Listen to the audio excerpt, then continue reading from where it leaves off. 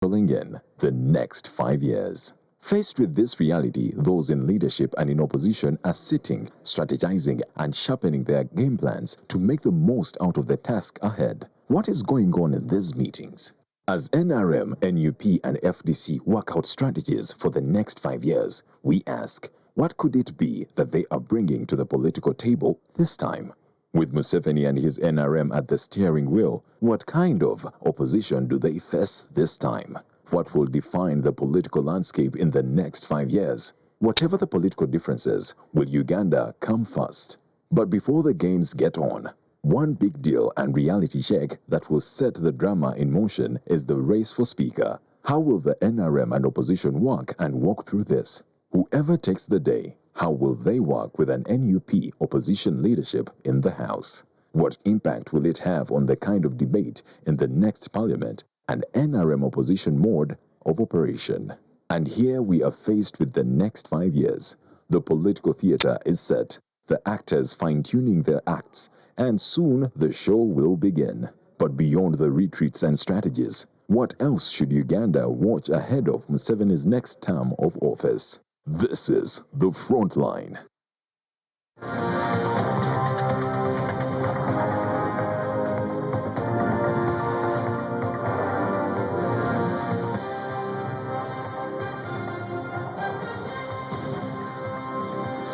NBS Frontline. All right, welcome to tonight's edition of The Frontline, streaming live as well on 106.1 Next Radio. Our hashtag is NBS Frontline. Keep the questions and comments coming. Tonight, we'll be looking at the way forward for political parties. We're winding up to, counting down to the end of the 2016-2021 government and looking forward to a new term of government that will last 5 years. What lies ahead for political parties? What lessons did they draw from the campaigns, and what do they have up their sleeves in the coming months, years, as we count down to the end of this tenure of government? My panel this evening, the Honorable Ibrahim Ssemujju is the Chief Opposition Whip, winding up business in the next couple of days and handing over to the National Unity Platform.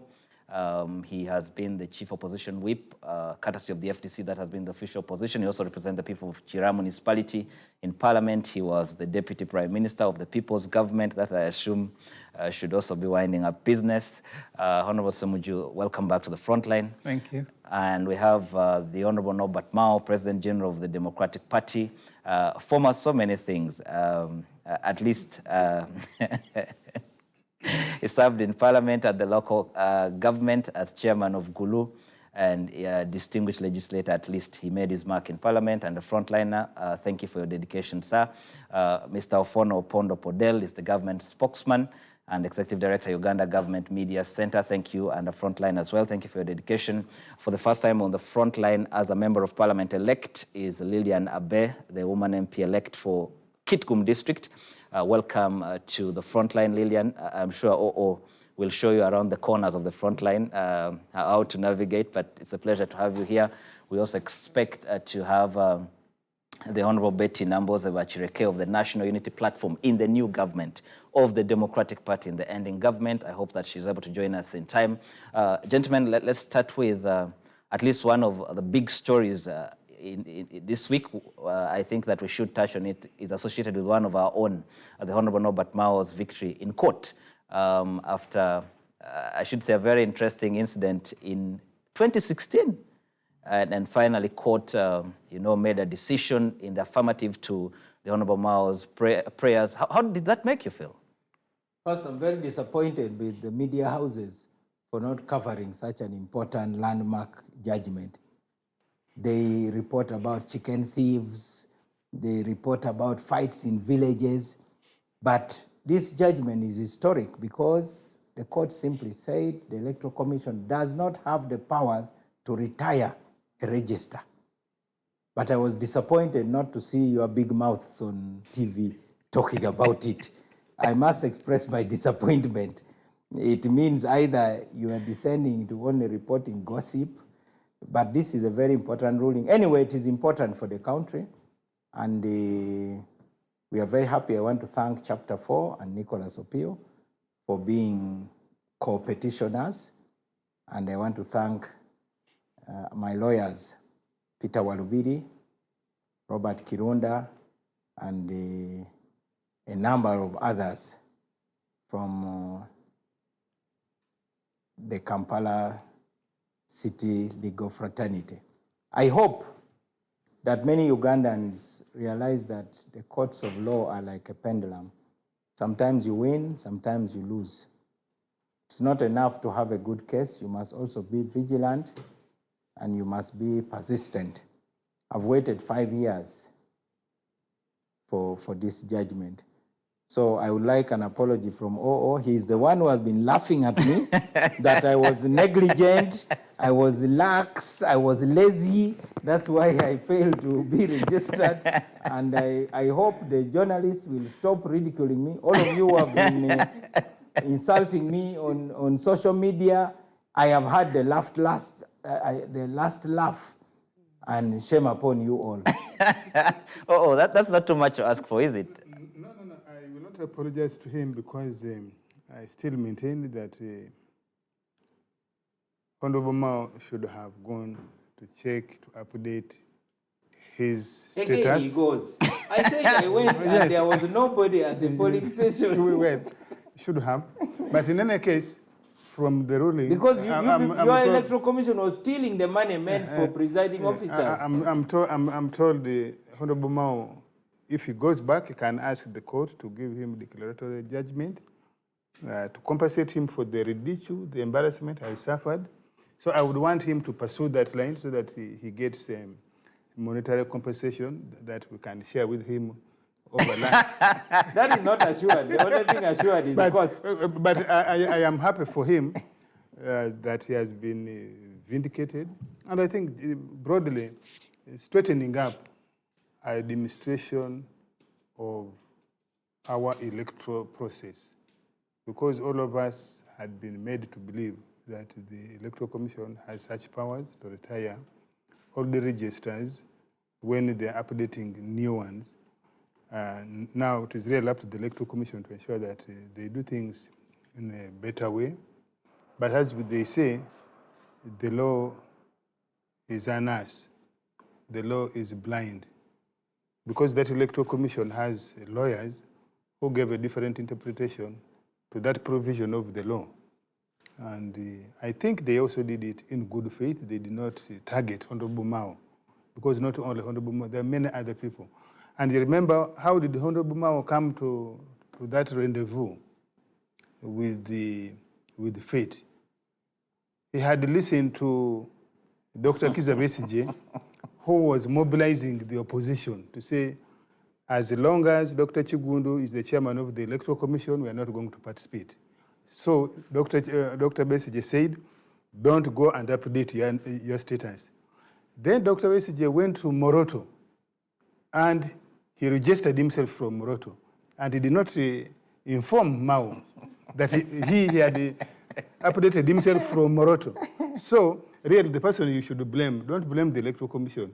You should blame your then ally, Dr. Besigye. Thank you. All right, let's start off with So I was following someone who was not interested in leading me. Dr. Besigye is not here, so...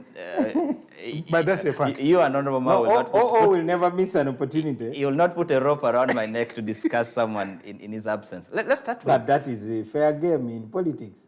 Am I not discussed always in absence? How come you don't defend me? Not here. Are you FDC? Not on this platform. Not here. You might have been discussed elsewhere, but not here. Let's start with what lies ahead for the parties. This morning I saw the Honorable Semuju and the team from the FDC going into a retreat. Lillian just returned from Chankwanzi. Honorable Norbert Mao has been having engagements with his troops going into parliament. But let's start from the yellow corner. Lillian, after weeks at the National Leadership Institute, Chankwanzi, if you're to write a report card to the country about what happened there, what would you say is the significance of that event? Well, I think this retreat was a very important retreat. And I can assure you one thing, that the members of parliament who subscribe to the NRM party have come out of Chankwanzi with at least 60% of what it takes to run a clear government. They have had time to understand more about the party they support. They have had time to understand more about the Uganda that they are going to be on the forefront to lead. They have had time to analyze the mistakes and also draw areas of priorities and a clear channel on how the NRM party looks like for the next 5 years. And I can tell you, these 5 years we are looking at will be very different.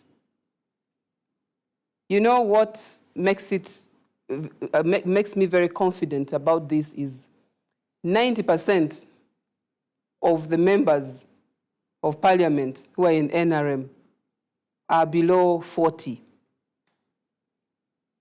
And we have all this kind of urge to say, okay, and these are all new members of parliament. This is their first time, or others have just come back after losing an election. So the lectures they've had, the perspective of looking at how things are in this country, and channeling interest and also priorities in line with what the NRM government intends to achieve has been drawn very clear. So I think it was a very good retreat.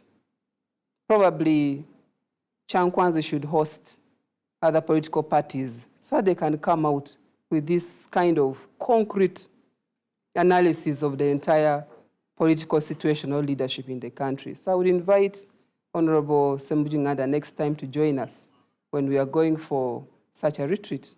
All right. Honorable Samuju, is there something to take home from that retreat? Would you take the invite? I don't know if the training is done by a place called Chankwanzi. If it is not the place doing the training, that training can take place anywhere. I want to tell my colleague that tomorrow we'll be concluding a 3-day. From the content, I think it is training. The FDC MPs elect, we are in Namgongo and Choto, undergoing training to try to understand what the responsibility of an MP is to the country, to his constituency or constituency, but also to the political party that sponsored you when you are standing. I will need to listen to her more to understand if there is something more that Chankwanzi as a place is offering. But if it is the content, we will be glad to receive it from any other place, not necessarily Chankwanzi. All right, Honorable Norbert, your take home from the retreat of the party that's going to remain in government for the next 5 years. From what I know, this is a ritual which takes place every election cycle. Every party has an agenda. I think it is important that in order to stop members of parliament being bewildered when they go to parliament, they should at least be taken through orientation. You have been an RDC, now you're a member of parliament. You have just graduated from university, now you're a member of parliament. You have probably been an activist in an NGO, now you're a member of parliament. That transition has got to be managed. In our case, we invited an expert on public policy making in parliament and invited our members of parliament. Our MPs elect can fit in a boardroom. So we invited the expert, and through 6 hours, we believe we equipped them with the capacity to shine, and I can vouch for their capacity to shine when parliament opens. So whether the trainings are effective or not, we shall see when parliament opens. We don't have to It is like football. I've seen coaches praising their teams, then they get walloped very badly when they go into the field. So with all humility, we can only say we shall see when the whistle is blown, whether training has had an impact or not. All right, thank you. Thank you, Honorable Ma. Or at least I know you did much more than attend. You're a frequent person there giving lectures. One interesting thing is that the president seems to have spent so much time in Chankwanzi with this lot of members of parliament, but also he made particular references about how he's going to deal with parliament and strong statements about how MPs conduct themselves. What would you say caused this? Well, I'm a personnel at Chankwanzi. I teach, I train. At Chankwanzi, we do two things. One is the basic military training, which equips somebody with the basic skills of the army of security. For example, just being alert, basic intelligence, knowing the environment you are in,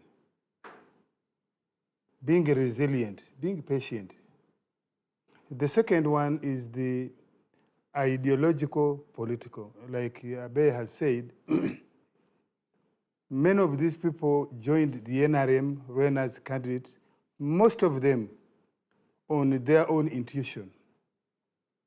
So you needed to bring them together to take them, and they appreciate the ideological standpoint of the NRM. When we say the NRM is inclusive, for example, what do we mean? When we say the NRM is a mass party, what do you mean? NRM has got, there are many people who have crossed into the NRM from other parties. So you want people to feel a belonging, but consciously. So that's from ideological point of view. And then the political, the direction of the NRM. Where does the NRM want to take the country? Stability, prosperity. And the basic meaning of caucus, what is it? Is to have a conversation, is to have a meeting. In our case, we have done it routinely. Every time we elect parliament, a new parliament, we go to Chankwanzi. Actually, as a matter of fact, it's only last year, the COVID. Even sitting members of parliament, we go back to Chankwanzi every year. Because the NRM is a huge party.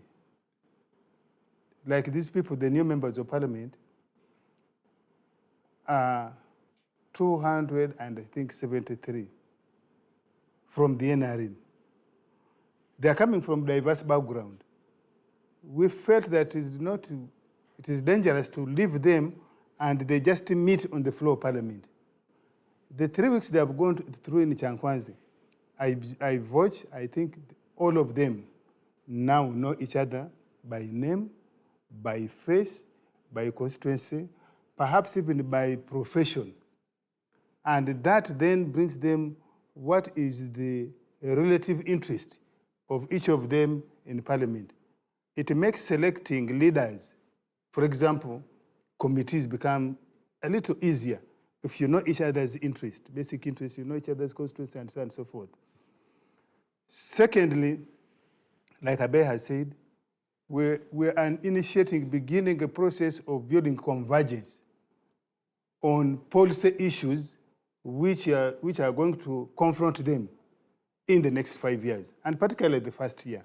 They are coming when the budget has been passed.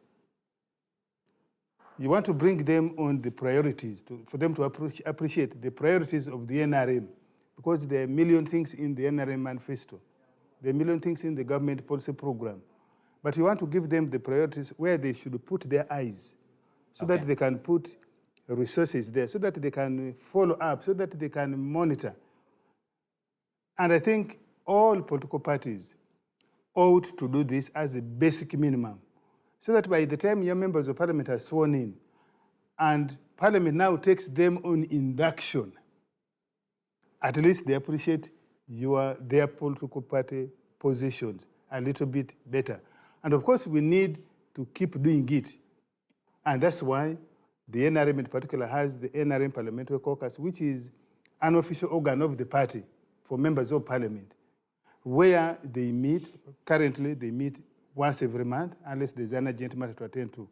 Again, to try and build convergence, harmonize position on the things that are going to be discussed in parliament. So that even when you have disagreement, the people are able to hold their disagreement when their positions are not taken. All right, thank you. So that it is important. Okay. And similarly, we should have cross-party caucuses.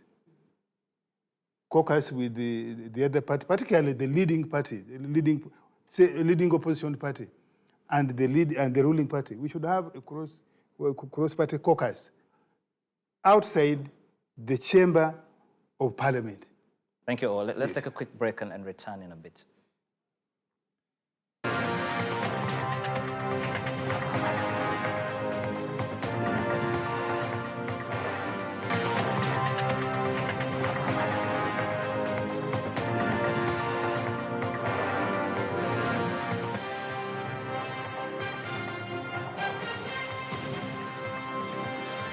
NBS Frontline. All right, we welcome the Honorable Betty Namboze Bachireke from Mukono Municipality to the Frontline. Thank you, Honorable, for making time to be with us tonight. Also following up on a sad story, a journalist and former Uja President Robert Kagolo has been reportedly shot dead in Nansana, a city suburb. We're keeping tabs on that story. We'll be keeping you updated as we get the details. I've only gotten information to that effect. We're trying to get the details in regard to what exactly transpired, but he has been working with Star FM and the part of the Uganda Broadcasting Corporation family, and he was previously the president of the Uganda Journalists Association. That's a story we'll be following. For now, let's shift back to our conversation here. Honorable Namboze, you arrived at a time when we were taking stock of the events that came out of Chankwanzi, and or is suggesting a cross caucus, you know, between especially the official opposition and the ruling party outside the chambers to forge a way forward. I'm sure you'd want to say something about that. I had the thought that you are still at Kuboza, Kubatuliriza. You know, it is also one of the rituals. And then I would want to greet the people of Uganda now watching. The news you have just given to us has shocked me. I personally know Kagolo. He is the son of my neighbor. That house where there is a lady, an old lady. Mrs. Kagolo, near the Sichibobo's place. So if it is true that Kagolo has been killed, then that is very, very sad news for us in Mukono. And for us who grew up with him. And it is as if that every day we should wake up, these days, every day you wake up ready to cry for somebody. And yesterday when we were burying a girl of 20 years who had just won the youth election, one observer, one of the MPs who was there, Honorable Zaki, said in Uganda, and I quote, bagenda kututa omuku twezike paka wetu nagwao. So it is like every other day you wake up, there's somebody either who has died mysteriously or killed, outright murder, or shot by the security people who are now very, very, no, it is like trigger-happy people, and we are so worried that extrajudicial killings are on the increase in the country. It's quite very sad, and I don't know what awaits us in the next 5 years. You people in the media had indicated that NRM people had gone for retreat, and you categorized it as a caucus meeting. But a caucus meeting, that leaves out some people. it's not exactly the caucus meeting. Because if it was a caucus meeting, everybody else would have gone. If it was a sort of training, I don't think either that the old MPs don't need a refresher course after 5 years. And wouldn't be handy. Because, you know, when I'm seated with somebody who is a veteran, even outside the formal training, what we share as colleagues attending the same training, I don't know how they call it, I don't know if it is a workshop, a seminar, I don't know, or it's a meeting. But then, the new entrants, in my opinion, would have benefited a lot if they were near their seniors. So the fact of the matter is that NRM did not have a retreat, but Mr. Museveni arranged, and his people, something to formally get some people introduced to him. It is true that some MPs have never even been to Kampala. It is true. Somebody grew up in an area far from Kampala, went to schools in the same area. These days, people, in the past, people would meet at Makerere. That was a sure way that Ugandans would meet at Makerere. But now, the universities, public universities, are almost becoming regional, even tribal institutions of learning. So people will grow up in Gulu, go to Gulu University, and one day the man gets selected, or woman, and then they travel to Kampala. Just imagine if Ofono Pondo had not been to Makerere. Just imagine if Nobert Mao had been a student in Makerere. For me, I started following Nobert Mao when he was a student at Makerere as a Guildi president. But these days, even in the radios,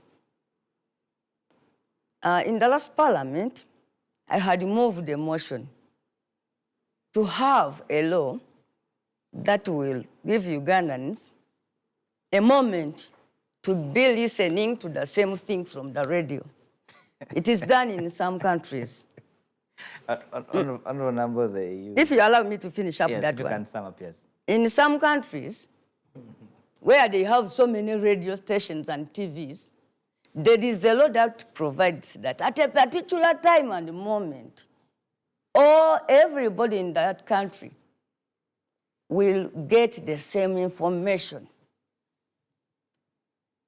When I was at Nkozi, they taught us that even the fact that you can now license so many radios and televisions is a blessing to dictators, because it is very, very difficult to get Ugandans to receive the same message on the same day about the same thing. All right, thank you. I'll get back to you in a bit. Let's try to keep the conversation going. Lillian, I know that behind the scenes at Chamkwanzi, the speakership politics played a big deal. And my feelers in yes, they did. Behind the scenes, camps were mobilizing, demobilizing, and things were flying. Just take us through how that shaped your interactions with other MPs there. First of all, just to be on record, we did not entertain campaigns for speakership or deputy speakership. And we had quite a very intensive program. But I cannot dispute the fact that we are political animals. We have candidates we would feel like we want to support, but formally, on the agenda. We do not have anything to do with the speakership or deputy speakership. Really, and politics has never been formal. Politics is never structured. No, where I am coming from is that maybe you sit in a meeting and then say, okay, let's now pick your opinion about the speakership, or no. I might be supporting somebody, another MP might be supporting someone else. You only have rumor mongerings and, and informal kind of talks. But that was not part of the agenda. In fact, the president kept on emphasizing, keep the speakership, politics and campaigns out of Chankwanzi. And we had quite a lot of intensive program. We would have lectures up to around 10 p.m. You barely don't have much to do, but the time will come. When the time comes, as a party, I think we'll come up with a stand. When SEC sits and comes up with the names of those that have vetted, then as a caucus, we'll have a meeting and discuss which speaker will rally behind as a party and who will not rally behind, and it will be very clear, because that is the political party, how the political party works. So apparently for the case of Chankwanzi, I wouldn't want us to think that that was our focus, not at all. All right, or at least you've had the privilege of speaking for the NRM for so many years. It wasn't official on the program, I agree, but I know that back end, it was a very important aspect. From a party perspective, where do we stand in that direction? What should we expect? You see, you don't know NRM. Let me first of all correct or educate Honorable Namboze. Because she has issues, why did some MPs go to Chankwanzi and others didn't? This retweet was for NRM members of parliament, newly elected. Sitting members of parliament, incumbents, did not go. Why? Because the speaker, initially the plan was to take all members of parliament of NRM, outgoing and incoming. That was going to be approximately 600 people. The Speaker of Parliament, who is a member of the Central Executive Committee of NRM, which planned this retreat, requested the party in a formal SEC meeting that this parliament has statutory obligations to complete before the parliament expires. Among them, as you know, the budget, ministerial policy statement, and other outstanding legislative items. And I'm sure you have seen there are laws that Parliament has recently passed. On that consideration, she said, leave incumbent members of Parliament out of Chankwanzi so that we are able to complete the business of Parliament before the 12th of May, because that is when Parliament ends. And that's the reason all incumbent members of Parliament of NRM did not go to Chankwanzi, except perhaps if somebody was invited to deliver a paper. I don't remember that any of them. In fact, Honorable Speaker and the Deputy Speaker who were supposed to deliver papers were struck off the list of presenters. And of course, also, the controversy that was surrounding their campaigns of the Speaker. We did not want to give any of them an undue advantage to the Chankwanzi platform.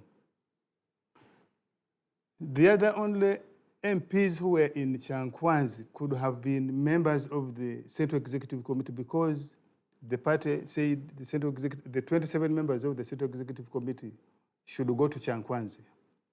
And about half of them went.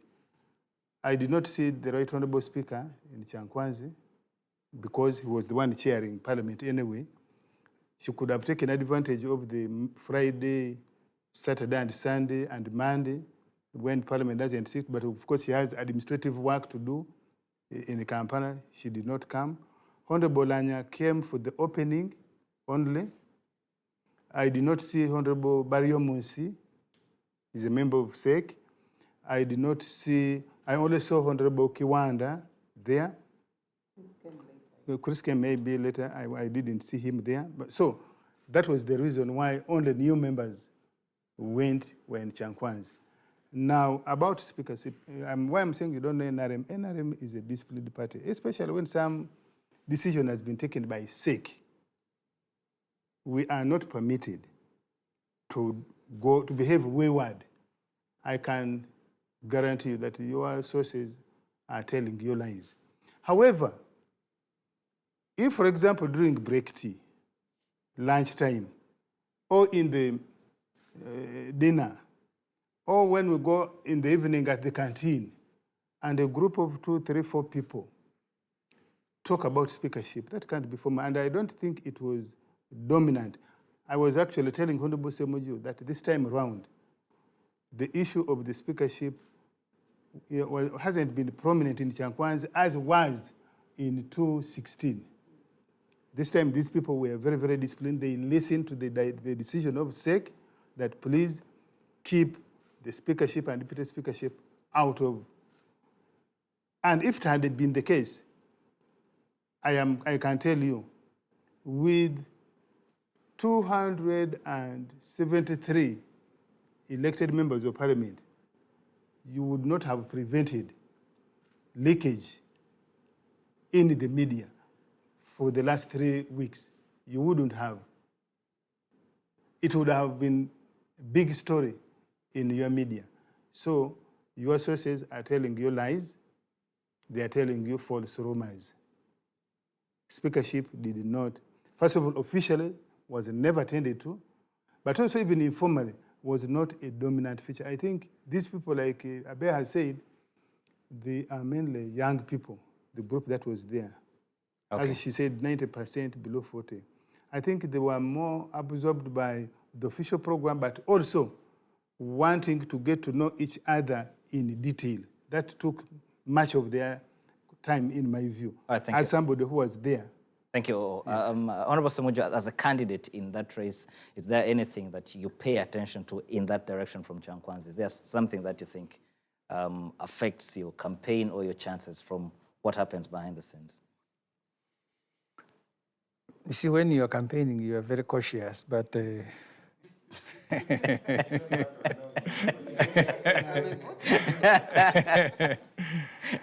but my experience with the NRM MPs, majority so they will want to either predict or to establish what Museveni thinks about a matter. Museveni as a person. Now I think the new way of masking Museveni is to call him Sek. So you can say Sek when you mean Museveni. Majority. There are very few NRM MPs who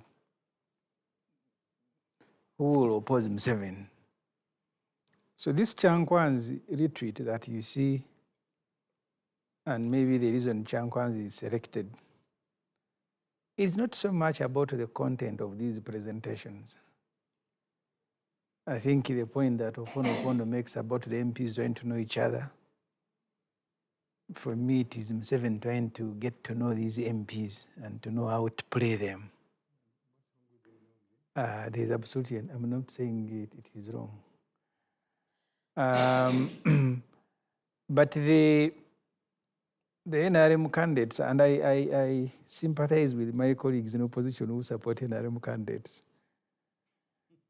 because the NRM will choose a candidate, and the others who have kept saying whether they are NRM has selected them or not, you may not see them appearing.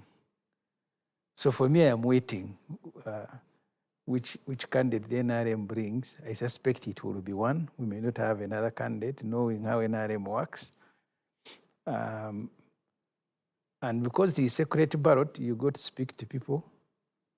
But last time taught me a bit of a lesson that even Museveni may not trust, although he will go to speak to them, he will meet them. Last time he had to come to Parliament physically to ensure that one NRM candidate gets elected. Because you deal, as he says, with the the dynamic group, you want to continue hoping that, because you see, the biggest consumer of the services of the Speaker are members of Parliament. Because the Speaker in Parliament is also an administrator. The public gets to see a Speaker when you are presiding over Parliament. The MPs get to see the Speaker beyond the chambers of Parliament. And sometimes decisions are going to be influenced by the relationship that you have with the Speaker away from the chambers. Are you able to approach that Speaker? Does that Speaker attend to you? Yesterday, with some of the colleagues who are contesting, especially for Deputy Speaker, we were discussing how the speakers have been conducting themselves from the time of Ayumi, from the time of Wapakaburu, who occasionally walked away with MPs to go and have a drink, who was very easy to approach, who did not carry himself like he was also an entity within Parliament. And I saw that happening in Kenya. I remember we went to Kenya, but we were told that this is the Speaker. I was in Seychelles.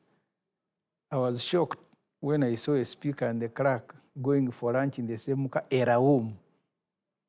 We went to meet the Speaker. You they have just gone out. Didn't you see that small car? Both the Speaker and the clerk in a room, very small car. So that simplicity has now gone away. We've learned the bad manners. I was in Kenya, I saw a governor. Even his wife had a convoy in Mombasa, the wife of a governor. Had a convoy of many vehicles taking... You've given enough for your Speaker and Deputy Speaker as well. So I have been telling people, they are necessary. See, the Africans, in Nigeria, you saw things like a chief in a convoy of 20 vehicles and say, this is the chief for this state. I think Parliament needs to change. It needs to change. And quietly, I'm speaking to MPs. Unfortunately, many MPs, and I keep telling them, if you can't liberate yourself, then you can't liberate the others. So there are MPs who will salute your courage that, oh, what you said, I am with you. But they themselves can't.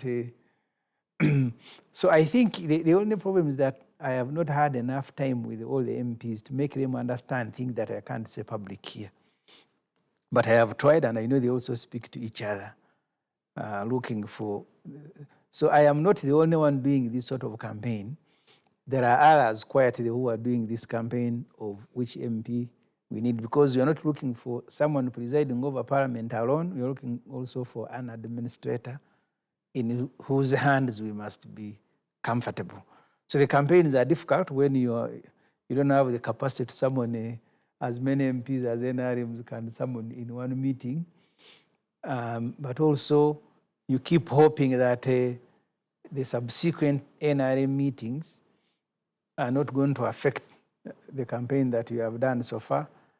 There are occasions when we have worked with NRM MPs. I remember when we tried to recall Parliament after the death of the Honorable Nevanda, we are only stopped by force, because under the Constitution and under our rules, we are supposed to obtain signatures from 1/3 of Parliament to get Parliament to be recalled, and we got the numbers.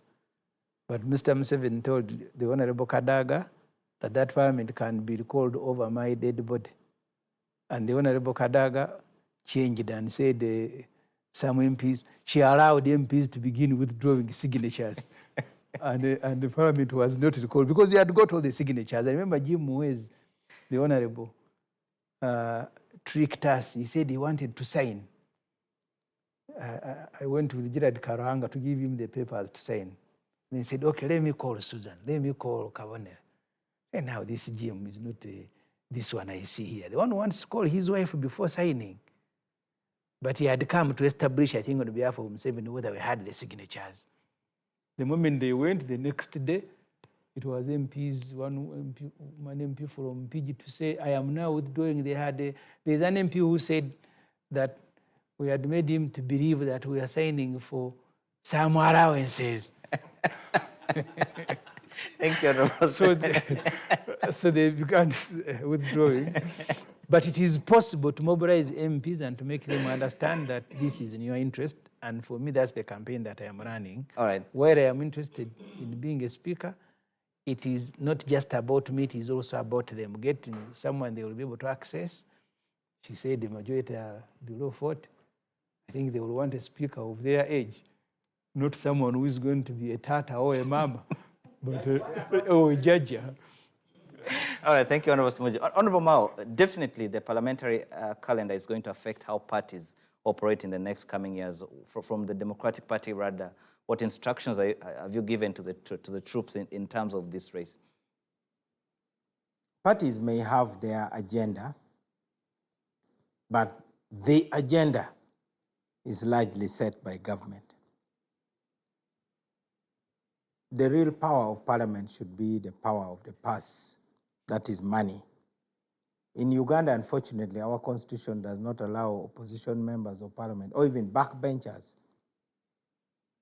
to do anything that charges the treasury of Uganda. In fact, to do that, you need permission from the government. So that is the most disabling provision of the law. And yet,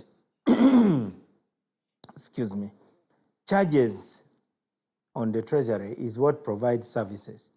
As a result, members of parliament have got to depend on their personal resources.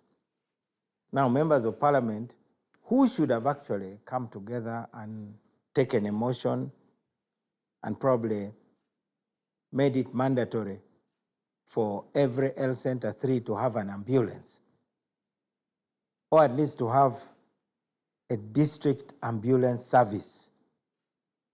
Now they have got to borrow money, some of them even from loan sharks, to buy ambulances.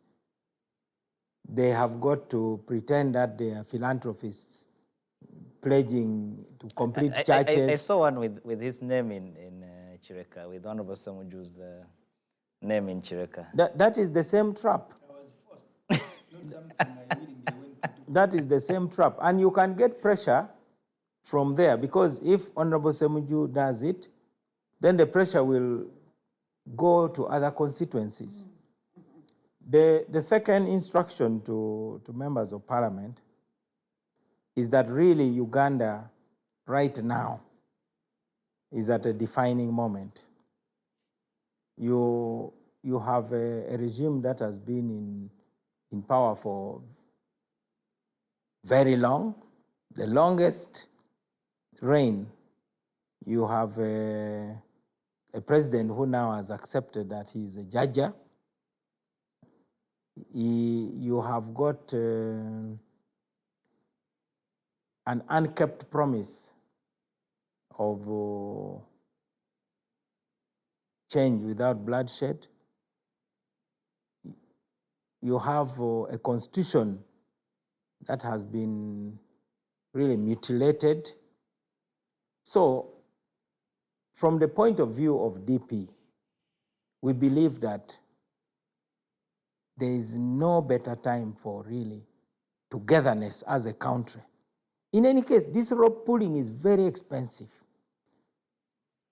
By the time a ruling party has to pay its own MPs money to pass a law that the caucus has approved, then you know that we have a problem. There are some things that should be beyond the reach of majorities.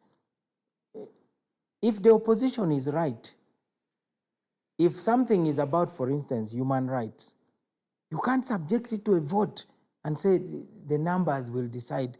There are some things that must be deliberately put beyond the reach of any majority, however overwhelming. Do we bury the rules in that context? Pardon? Do we bury the rules in a situation like that? This is why we have what we call fundamental human rights. In fact, you can have a derogation from the fundamental human rights, but there's a proviso which says it must be a derogation which is acceptable in a democratic society. Now, those are for the courts to interpret. Lastly, this country has cracks at the foundation. You know, Uganda has building blocks. Today I was seeing an old gazette of the British government. In 1893, before Uganda became a protectorate, then they talked about an agreement with the king of Uganda. You know, those days, Buganda was, say, Uganda. In Swahili, when you say, I'm going to Uganda, which meant Buganda. And they actually thought it meant the whole of Uganda until I read the Gazette again and he said, okay, that territory bounded by Usoga, Nkole, and Unyoro. Then I said, okay, so that is the territory. That is 1893. The British had their relationship with this state. Then they superimposed another one in 1894. We had a 1962 constitution, which had some arrangement. It collapsed.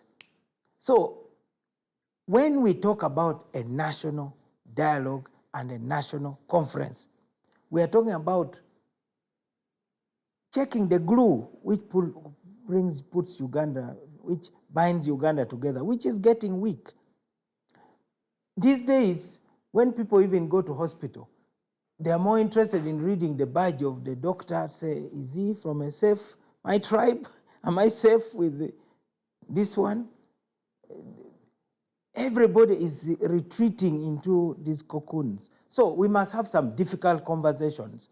And Parliament must not be afraid to take the lead. Look at how we went to school. I don't think I didn't know your tribe. You are the chairman of the Electoral Commission in Makerere. I don't think your tribe was of issue to anybody. He was once a EC chairman and he conducted free and fair elections. Yes. Before he disappeared and came back in a military uniform. So anyway, what I'm saying is, building on what Honorable Betty Namboze said, the things that have to be done in Parliament is to lead the debate. But also outside, we must have this new consciousness about the things that matter most. By the way, even within communities, now you find that even if you go to Acholi land, they say these ones are from across River Aswa. During the campaigns, we had some silly debate by some people. These are not our people. I told them, as long as I'm alive, Gulu is the core and it must get the best of everything. We are not going to question. We must get the very best people to come and... it doesn't matter. This one is my sister-in-law from Namukora. So, so you can have somebody. So we must be able to be a melting pot. So as a DP, we are concerned that people are focusing on these little things. You can have 1 million emiogas. You can have 1 million operation wealth creation. You can have NUSAF up to NUSAF 20 if you want. You can have all the kinds of things, but people must begin to trust the government and believe in their country. And people should be served professionally. Okay. What Honorable Semuju says is alarming. Why should the speaker have a personal relationship with me? I may be the most vitriolic attacker of a speaker, but when I appear, I expect to be served with respect by a speaker who applies the laws. Otherwise, we are going to be negotiating. It is like taking a marital vow, but you have to negotiate every day. How to enforce that, that matrimonial vow. Thank you, Honorable Mao. I'll get back to you. Honorable Namboze, your team, the new team you're joining, retreated to Jinja to discuss the question of the speakership. And I know that you might not be in a very bad position to update us on what exactly is transpiring. But I think one thing that shocks us on the other side of the press corner, for a long time, many people thought he would be the obvious choice for the opposition. I'm seeing a lot of rub-a-dub movements within your camp. Let's talk about that. Sure, even if you have a candidate and you are about 60 people staying at different places, I think it is proper for you to come together to agree on the candidate. And because we don't come from the same party, I think this is not even an issue between me, Nambos, and Semuju. It is an issue between the leadership, if at least we want to do it formally, and I think that is the best way, that this is an issue to do with the leadership of both political parties. And unfortunately, you want to treat this matter as a small item on our political agenda, but it is very big. You are thinking about the Speaker of Parliament and the candidate Semuju, for that matter. Good thing is that at least there has been nobody who has declared himself a candidate from NUP. At least that is good enough for a start. But this matter is not going to end here. I've been having several meetings in Mukono, meeting the people from my local councils to take a decision on who is going to be the speaker and who are those who are going to be the secretaries. We have Kampala, where the Lord Mayor, who was elected overwhelmingly by the people of Kampala, is going to sit in a council with NUP councillors almost all over them. You don't want to talk about that. Now, not between the people who want to be speakers, but still between the leaderships of these political parties. What is happening in the parliament? Only assist us in as far as waking us up to know that there is a government to form, and under the law. We tried to compile and guess try to understand the numbers we have in the parliament. With 61 from NUP, 9 from DP, 1 from JEMA, 1 from PP, 10 from UPC, 33 from FDC, and a number of colleagues in the independents who want to work with the opposition. So, in the next 2 weeks, Mr. Kyagulanyi and all of these party principals must sit and agree on how to form the alternative government. So it is not about the issue of the speakership alone. We are trying to constitute a government in the alternative to those who are holding power. That means the earlier position of reclaiming the victory can now be put to rest. You see, people will never stop to fight for the right things in their country. And to us, Parliament is just one of the fronts we can use to fight for democracy and freedoms here in Uganda. It is a front. Yes, we know the candidate who won the elections.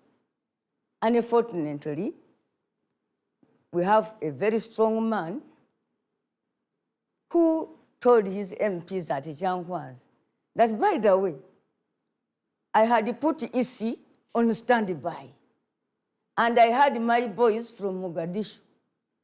Had you made a mistake to declare us Kyagulanyi, I would be at war now. So, let's go back to the other matter. First of all, we must agree within ourselves to form a government that will represent us all. So it's not one item. I gave you the example of KCCA. Do you want anybody in the KCCA to get up and declare himself a candidate? Well, how are we going to discuss with FDC? Should we invite Ruhuago to Magere and he talks with the Honorable Chagulanyi?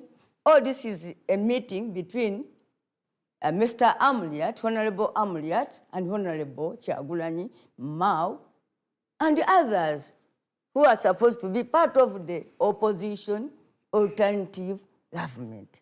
Okay. And you know, this should be noted. We don't have a choice. We must work together. We don't have a choice. There are two sides in the parliament. Those people who will sit on the right side of the speaker and those of us who will sit on the left side of the speaker. I don't need to be Mao's friend to know that one of his MPs or two will finally be shadow ministers. We have committees. We have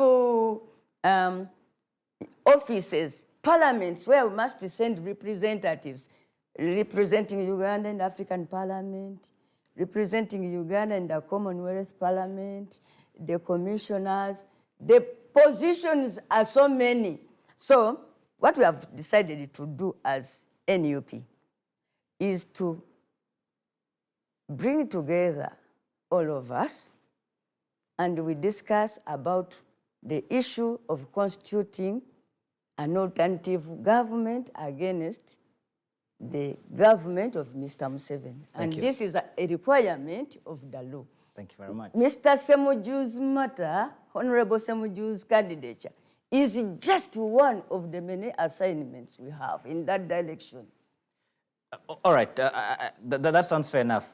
Did you find it normal that before the party takes a position like that, many of your fellow colleague MPs already took a decision to support NRM candidates on both sides before even this process concludes? We saw them dancing in Munyonyo and saw all these things. You see, politicians at the end of the day are politicians.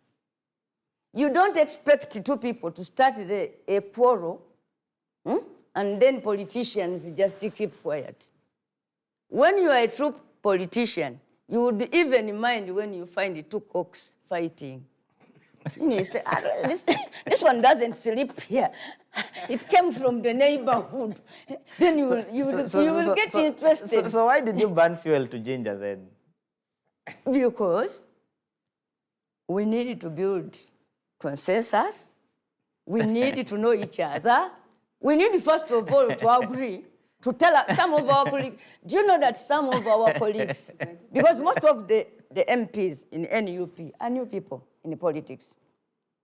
And the good thing is, but a challenge also, that most of them are young people. So you need them to appreciate that NUP, even with its majority on the opposition side, has a responsibility to lead the other political parties to form an alternative government. Thank you very Maybe much. some we are not even aware Thank you. that such things exist. All right, Honorable Semuju, did you feel let down by your colleagues on the other side? I have spoken to people who have declared open support for candidates in the NRM. And when you look at, these are people you've worked with very closely. We know many of them as your friends. I wanted to add. Yes. When you say, what are you going to do with those people who went and supported NRM people when they were, those campaigns of Kadagolanya that had started off? I told some people that you cannot beat your children for eating at the neighbor's place. We were beaten for that. When you have not cooked. Did we have a candidate by then? So that I would pin somebody that, why didn't you support Nambozi and then run after Semuju? All right, thank you. Honorable Semuju, do you feel let down by your colleagues on the other side? I have been chief opposition whip for 5 years. Sometimes you stand and state a position and it is shot down by your own people. That has happened in Parliament. I am a candidate, so therefore constrained to say some of the things, but being Semuju, sometimes I say them. many of my colleagues take opportunistic decisions in Parliament, calculating the personal benefit. They have been quarreling with them because I saw some people say these things have nothing to do with the party. Others who have been victims of the speakers now, they support saying these are angels sent by God.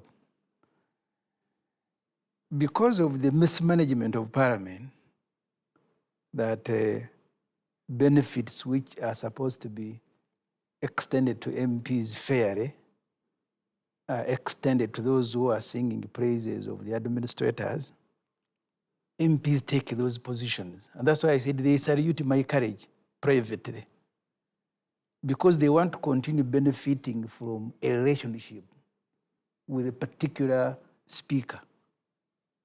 So quietly they will say, Semujo, I am with you, but you see, if we get defeated, let me go and be there. I have told everybody in Parliament, remember when Honorable Jacob Bolanya brought policemen to lift me and people say, no, you're going to embarrass us. I said, no, I came here alone. If you want to kill me, you can kill me from Parliament. And I'm very happy with myself. So the MPs that you saw going to Munyonyo or you saw going, I quarreled with the UPC because they had been part of a group that was endorsing the Honorable Bolanya. They did not go there because the candidate was not there. I know for a fact the campaigns of the Honorable Kadaga began even before elections. No. Before Before the general elections. 2021, yes, before the general elections. People going for trips outside the country and constituting themselves into groups that if we come back, we will help you to become a speaker. Going to trips where they shouldn't go. All these things we know in Parliament. So this pretense, this pretense, you Those see, who have a signature that sends so people this for pretense trips. by so I don't feel let down, because that is how sometimes people behave. I am only asking them to, if you want the NRM to behave, if you want you also have a duty to behave. Because they are I kept telling people in the Chira during the campaigns that if this is a personal pursuit, I don't think I am too weak to be considered by M7 for an appointment. And I told them, you see, if I am on a personal pursuit, you will not roll me in the mud to be an MP. I will simply go and knock at the door of State House that, Mr. M7, can you give me a job? I'll get it and I'll get the same pay. So the MPs, and I want to say it categorically, that you see dancing here and there, they are not dancing that they are looking for the best speaker. They are sourcing for opportunities. Let me side with this one. This one might win. So if this one wins, these benefits will come to me. Doing sports betting. So right. therefore, because this has nothing to do with me as Semujo. The very first statement I made about this speakership, I said, the opposition, now that we are 115, we must have a candidate. And I gave notice. If we don't have a candidate, I am willing to offer myself. All my senior colleagues don't want to be speakers for reasons I don't know. There is one who called me and said, you're standing against this woman. Oh. And I said, you see, you mean this office has now been personalized? So that's the only reason. I am not, this has nothing to do with the Semuju, but I am very happy I offered myself. The choice is there for everybody to take. All right. And history is going to judge us. I remember even the very people I sat with when Kadaga connived with himself to bring the military to beat us. And we said, if she comes back, I will fight her. Now they are saying, this is an angel. This is an angel. God sent. Oh. And I am happy all these things are happening. Maybe in the future I will consider my association with the people. Thank you. Oh. But then, Honorable Semju, for me, I can't fail to support your candidature. But Wait, in the future, let's not sort that out. Yes. Is that an open declaration of support for him? I can't. I cannot bring myself to oppose the Semuju's candidature. More so, when he's the only one from our side who is standing. But Mr. Semuju also owes his bosses, the Nobert Mouse, Amliat, Honorable Chagulanyi, an apology. If you realize that we should have a candidate, you don't run alone and declare yourself and then start writing to these people.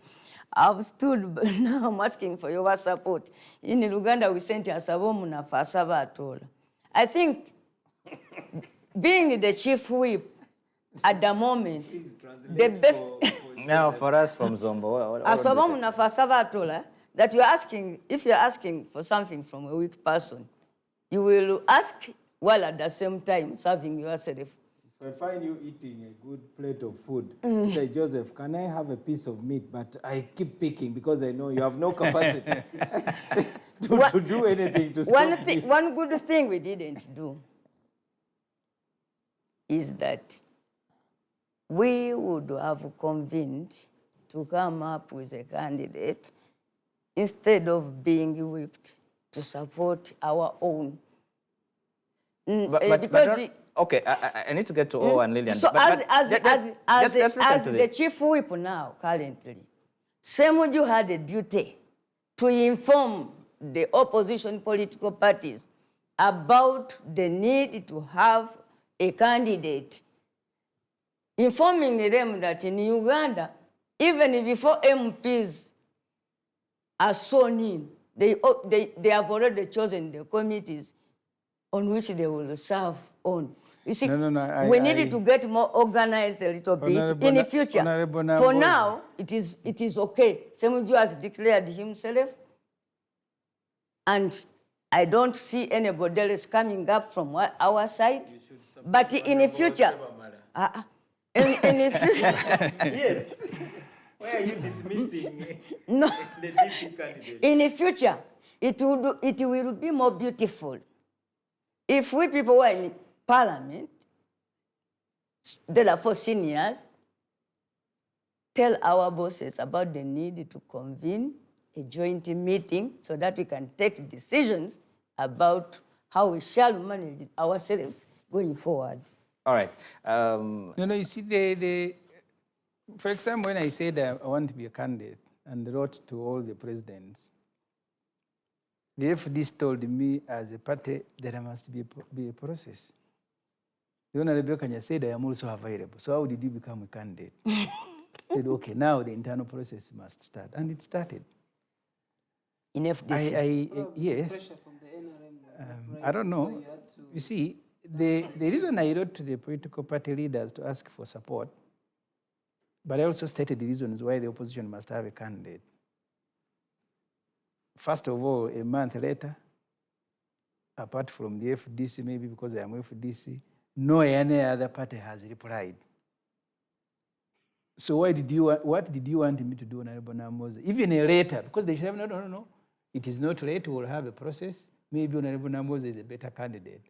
And I said I was willing, because my motivation, and I said, under all parliamentary, Commonwealth parliamentary parliaments, the practice that you'll have a State of Nation address, the opposition will make a response. You'll have a budget, including small, okay, they start not small, a budget framework paper, you'll have a response. I said, how, on a very serious matter of choosing a speaker, how are we going to fold our hands and say, okay, now here, the numbers are not enough, therefore we'll go by the NRM. I have had the arguments of MPs looking for excuses, avoiding responsibility. I take advice that maybe the letter should not have been to say I want to stand, should have been to say that we need to have a candidate. But even bad as it is, no response. All right, let's go. Let's at go least on for NUP, you will get the response. Well, I'm sure about that. So the Honorable Mao owes me a response. I am glad that the opposition people on this platform have admitted here that they are disorganized, that they don't meet, that they are not strategic. They don't know strategic things, issues. And so they can't move. And So I if think, you have two people and- losing and- each other from and- NRM, and- that is and- organization. You made your point, Honorable All right, let's listen to. No, it's a point of inquiry. Listen. I want- Here we don't debate the way you debate in Parliament. just for show off. No, Mr. Chairman. Please. Let's seeking listen to. clarification. You'll have the my point. opportunity for a rebuttal, Honorable Namboze. Please. Let's do it the frontline way This is here. not Yes. a Marwa debate, please. So you say Parliament So- is in Marwa? That's where some of you are used to. I am glad they have made that admission on a national television, which surely disqualifies them from being given the mantle to lead the country. I hope they can learn the next round. The people of Uganda. Now, the Speaker of Parliament is not just for choosing people to speak for 2 minutes on the floor. The Speaker of Parliament is not just for giving people trips and carrying their bags on foreign trips.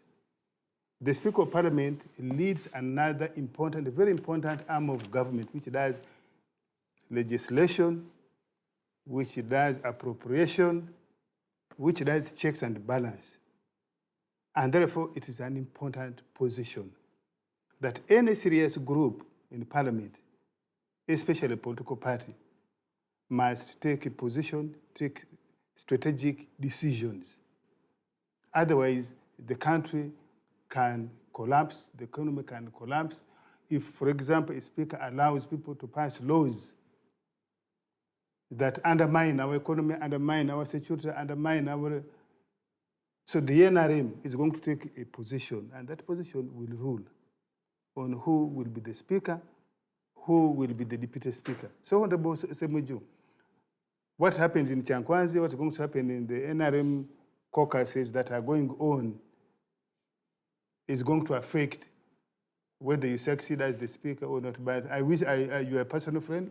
I wish you good luck. I doubt you can triumph. Now, you're a very good person. Yes. A friend is the one who tells you the truth.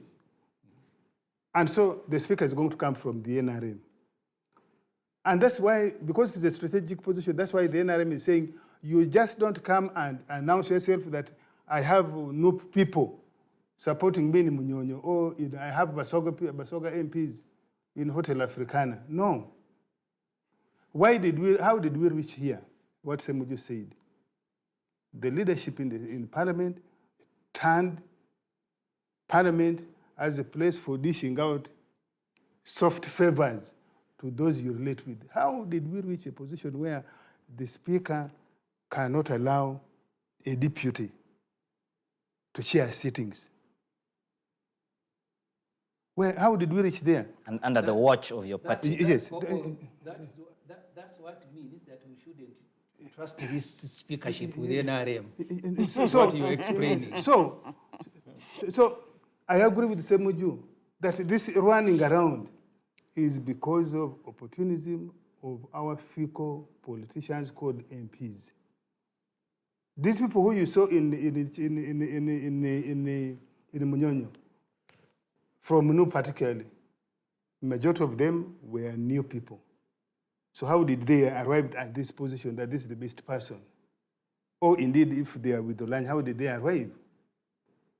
So it is really naked opportunism. I told you on this show that there's information in town that people have been promised trips. People have been promised weight committees. People are being sent to shops to get suits. People are being sent to Surely someone who petrol can run, station, who can run a campaign can afford suits. No, when somebody is fickle, It is Honorable Ma who has said here, how did I arrive at MPs of the NRM who demand to be paid to pass in Parliament a position they have agreed on? Who is paying them? In the caucus. So clearly we must change direction as a country. There's the part of who is paying them also. Very important.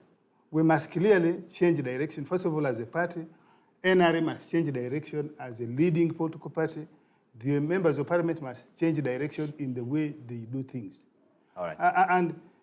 And so the position of the Speaker is going to be determined by Parliament. And that's why we have said elsewhere that NRM must look for a Speaker or leaders who don't vacillate. Vacillation means you take decisions or take positions for convenience's sake, especially if they are immediately beneficial to you as an individual. Anybody who would want as a Speaker should be somebody who takes positions of the NRM. Of the country. Of the country. No. First of the NRM, because NRM is the principal leader in Parliament and in the country. The positions of NRM, which are legitimate, are not supposed to be in contradiction with the position of the rest of Ugandans. Okay. And that's why we say we take the NRM position, because the legitimate position of the NRM shouldn't be, are not in contradiction with the position and interest of the majority of Ugandans. Thank you. And so that's really what we are going to do. At an appropriate time, the State Executive Committee will take a decision. It will pass it to the caucus. And I disagree with the Honorable Semuji to say, when he says that SEC is Mr. Museveni. There are many instances we can cite where SEC has disagreed with Mr. Museveni. There's a robust, that SEC is very robust. That parliamentary caucus is also robust. Yes, there's bad behaviors sometimes, but it is robust. It is not always. Maybe President Museveni has an advantage of being a historical leader, a strategic thinker, and when he presents a position, many of our people, even in Parliament, many of our people don't read, don't research. So if you go to debate with President Museveni and you haven't researched, you are not solid on your ground, you will have you will not withstand his persuasion. All right, thank you. And I don't think it is an offense, should be a crime for him, it is a weakness. When you have a leader who's able to persuade his team in a majority of cases. Thank you. Just a second. Yes. During the debate on the oil bill specifically, the disagreement was on who should conclude agreements on behalf of Uganda. The view of Parliament was that the Uganda Oil Company, competent people should be the one. Museveni wanted ministers. So they went to the caucus. Do you know how the vote was taken? Sechikubo was the one saying, Oil Company. Museveni said, those for me, put up your hands. Those for Sechikubo. Then he said, those for Sechikubo, you will see what will happen to you. That's how decisions are taken. So when I say Museveni and the NRM organs, those for me, your hands up. That's a simpler way to make people understand. All right, let's listen to Lillian. Your take from all this conversation. As an incoming member of Parliament, what's your take home from that conversation that has just happened here as you listened carefully? First of all, I must concur with my brother Fono Pondo. It is, I think, very clear that the party with the majority numbers will always produce a speaker. And my brother and comrade here, You're going to support me. you have not asked for my vote, and I have not yet understood your agenda clearly. But as a member of the NRM, She's waiting for instructions from SEC. we are going to definitely look at the speaker that can drive the NRM manifesto for the 5 years ahead of us. Yes, because the NRM is a government in power, and we have got actually a newly elected president who has got the areas that he looks at as priority. So it is a very, very important area of interest to the NRM as a party. But from what I see, if Honorable Sembujunganda would join the NRM, probably he would qualify to also have hope to win the speakership. Because what I see right now, apparently there's very little hope to produce a speaker from the opposition side, because it's a game of numbers. You see, this thing starts from how many MPs you'll produce in parliament. And we need to accept the basic facts. Of course, the NRM's principle, one of it is democracy and the participatory, the participation of people like Semuju Nganda, there's another candidate from DP, is one of the achievements that NRM has put in place. So I think I congratulate him for being very, being very shrewd to hit it to there.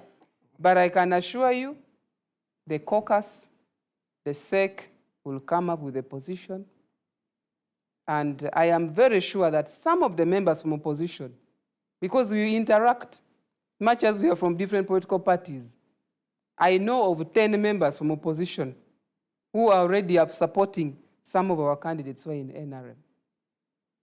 So we will produce a speaker, but the issues of trips, rewards, is a very, suits, it's very petty.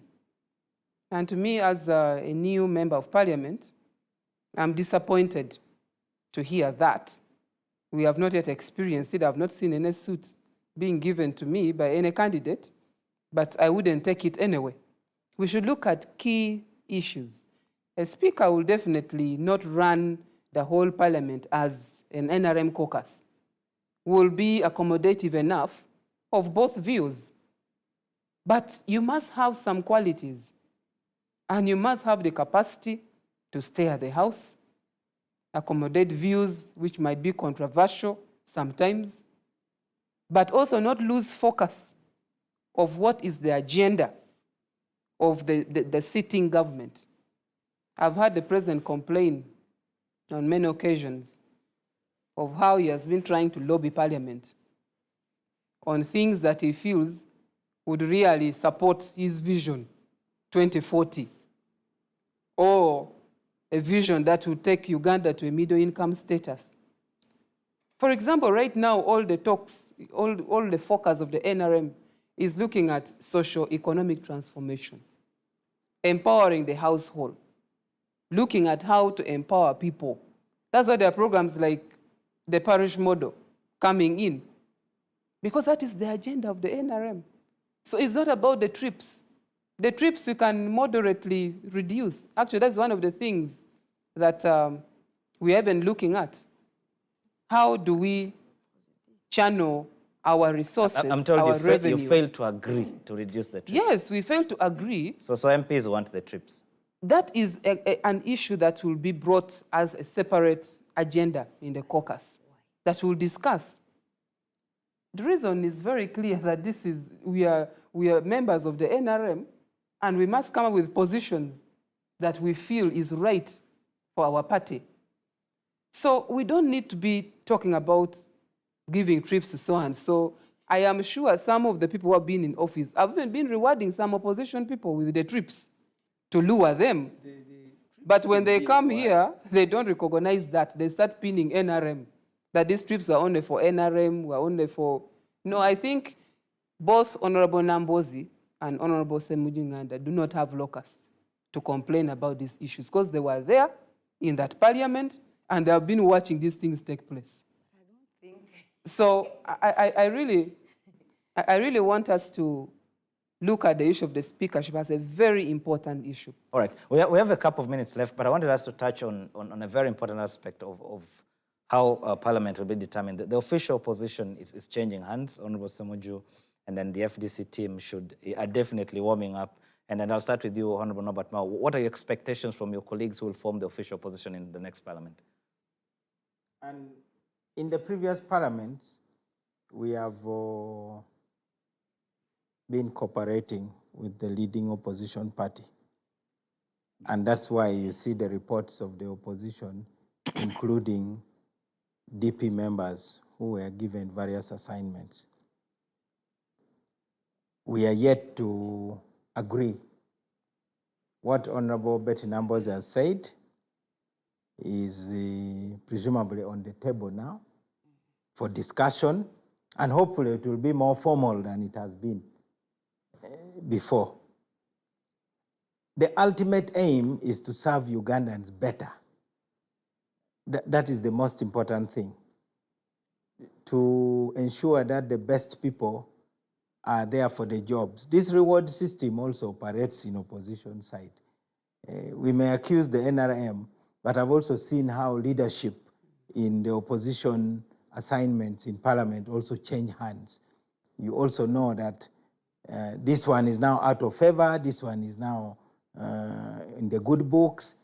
It is politics, really. That's the essence of politics. But you need to temper it a little bit.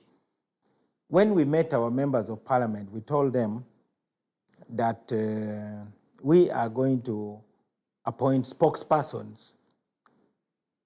We were not voted as opposition.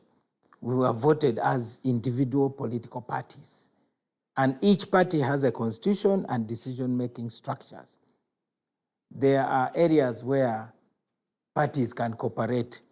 In parliament, the motion which is debated most quietly and very quickly is when it comes to increasing salaries. That is where there is actually no opposition and discussing general consensus. The issue about and money for the money for vehicles. cars and so on and benefits. So there should be even something like a caucus of the whole house, where people should be able to sit and talk beyond across parties. We need to experiment and get things which demystifies some of these walls. We can have walls on some issues because parties have a duty to push their agenda. Right now in America, the Democrats are ensuring that men can marry men, women can marry women, and of course the Republicans are protesting, and they are, with their thin majority, they are struggling to ram it through. So it is not that these things only happen in Uganda and so on. But as DP, we hope to identify the best people to be spokespersons in particular departments. We also want to have a frank discussion on how to facilitate the offices of the other parties. You know, if you have a main opposition party, then it becomes like that famous feast in heaven where the tortoise named himself all of you. So whatever they bring to the guests, he first says, wait a minute, whose food is this? It's for all of you. And the tortoise would tell the other guests, have you heard? That means me. So this business of saying this for the opposition, and then FDC says yes. You know, sending representatives to the Pan-African Parliament, there must be opposition. Say, yeah, that means FDC. For 10 years, IALA, it meant FDC. Until you shortcut them. We went to court. Until NRM gave you media. You see, NRM technically in the sense that they were the majority of voters, but I can tell you the story that I went and held a meeting with the then Prime Minister, Honorable Amam Babazi, and I told him, how can you people just shut yourself in a room with the leading opposition party? You agree on 6 seats for NRM, 3 for FDC, then you just come and say, those in favor say aye, to the contrary, no, and people go to Arusha.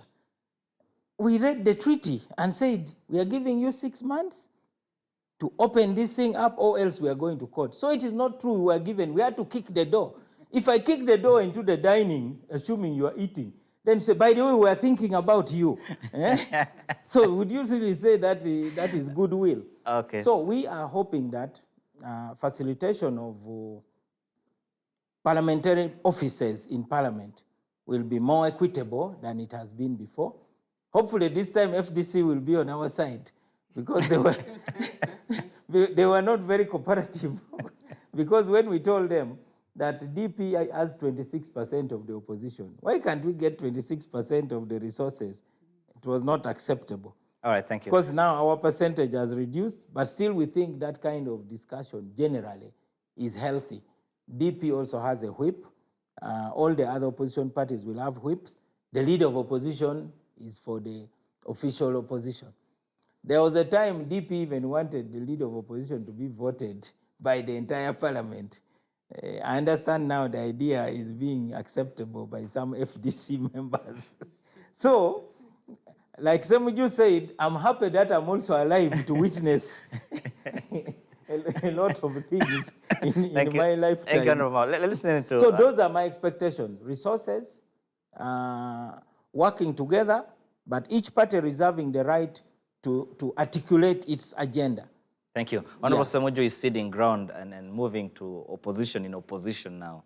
Let's hear your thoughts on how the party plans to manage that transition, but also your word to the incoming official position. It's a learning experience. Human beings by nature are selfish.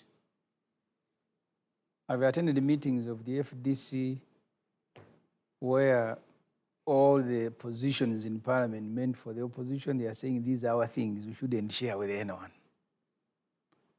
And others say, no, we are one group. In the shadow cabinet, the outgoing one, we even have independence. The point Honorable Norbert Mao makes, I think the debate should never have been that we share the little that is available. It should have been a demand to facilitate all the other offices because they are created by the law. All the whips in Parliament are created by the Administration of Parliament Act. Even, by the way, you don't know, even within the status quo, I went to the Parliamentary Commission and I was quarreling because they take care of the leader of the opposition, even the whip in the same government. There are no provisions for you. You are a squatter. So I told them, you can't create an office and that office, you leave it empty.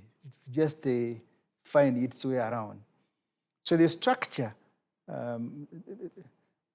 is what will need to change.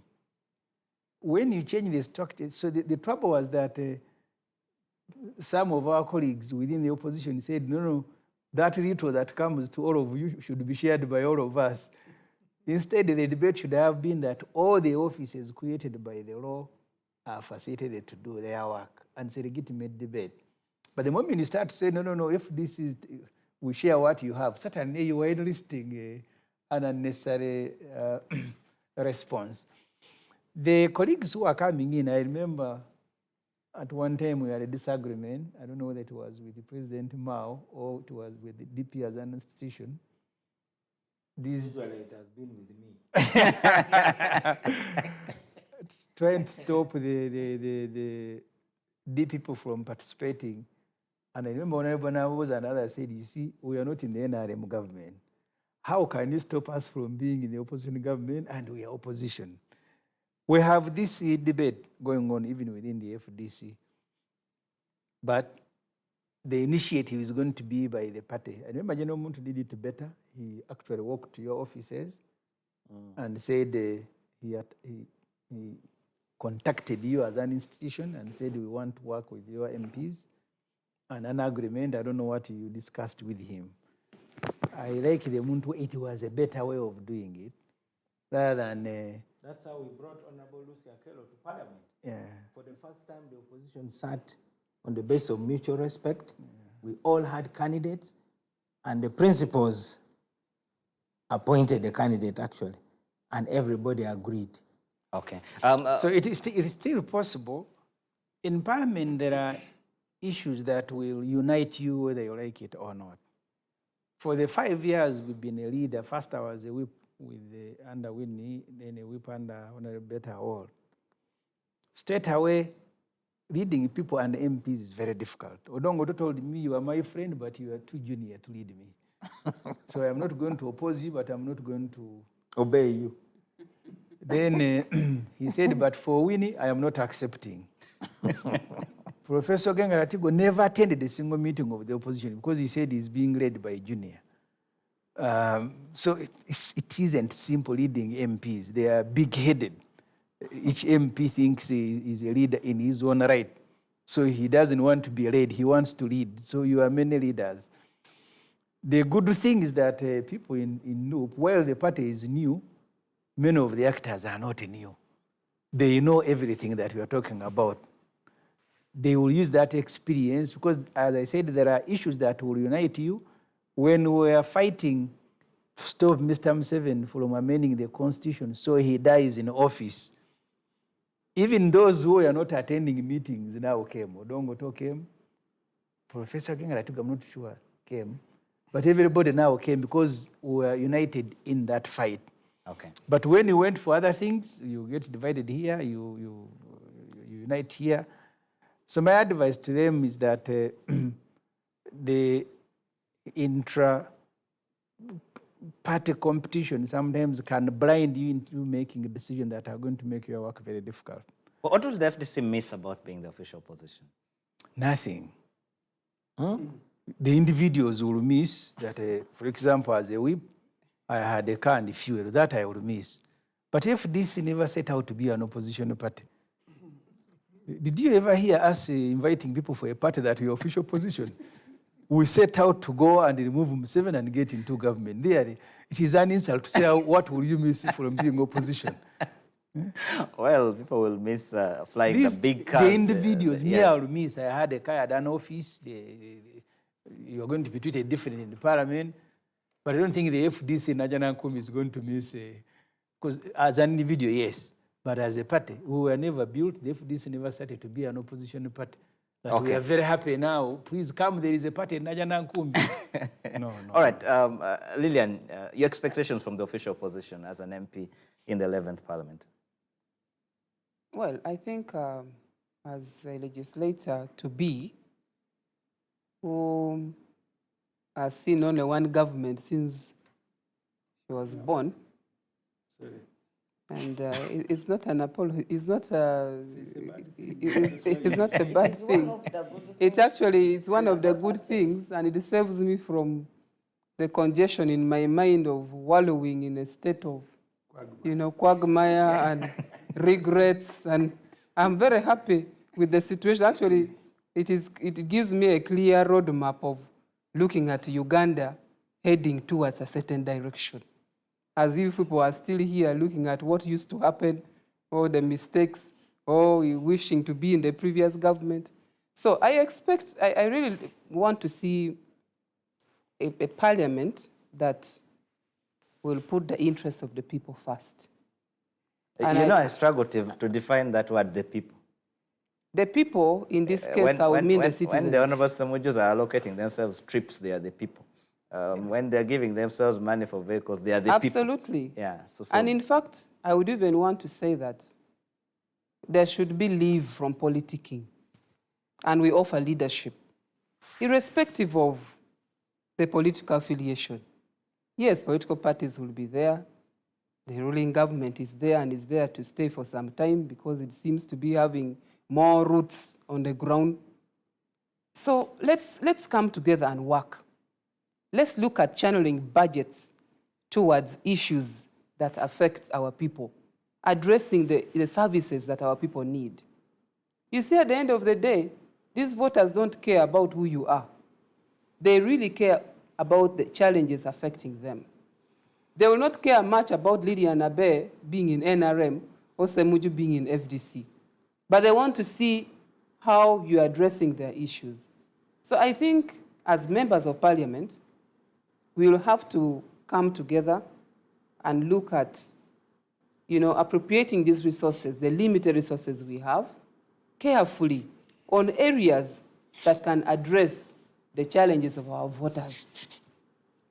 Any dream of any politician is to win the next election. And the ticket to win another election is going to be on performance. It's not going to be based on how many times did you abuse President Museveni. How many times did you oppose something? It's about what did you do for us. So I think I would want to call upon other legislators to focus, and let's give our time for parliament. Let's not just say, okay, we are members of parliament, you want to come once in a while, make sure you look at the camera, you mention 1 or 2 words, then you go back. Cheap popularity. Let's invest time looking at these policies. If you are assigned to the committee, give it your best. The ultimate issue we are looking at is nationalism. Thank you. Mr. Ofono Pondo Podel, a word to the other side. Yes, first my side. I'm very, very happy with the team in the NRM. Young, well-educated. We think they are going to be more focused than the previous parliament, who they have also done their part, but we think they're going to be more focused on the issues that Bear has said. For the other side, the leading opposition party now, NOP, again also has very, very young people. Many of them have either taught them who have been interacting in different fora. Some are children, actually, of NRM people. There's a daughter of an NRM RDC, these Senyonyis and so on. So there are people The mother died. we can deal with, especially the new ones. But there is the old bad apple, which went and infiltrated them. We hope they don't misdirect them. For a moment, I thought O was being all-embracing until he became O. I think. Because you see, even that shift was more opportunistic. I hope they don't hijack. I hope they can stay on guard to see these older people who have been in this one, they have been in this one, they have been in that one.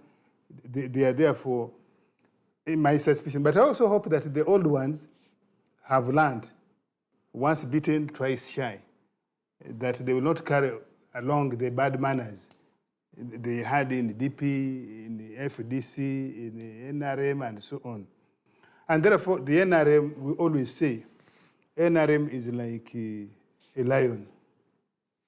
When you find it resting, one eye, the eye is half closed. Is that factual?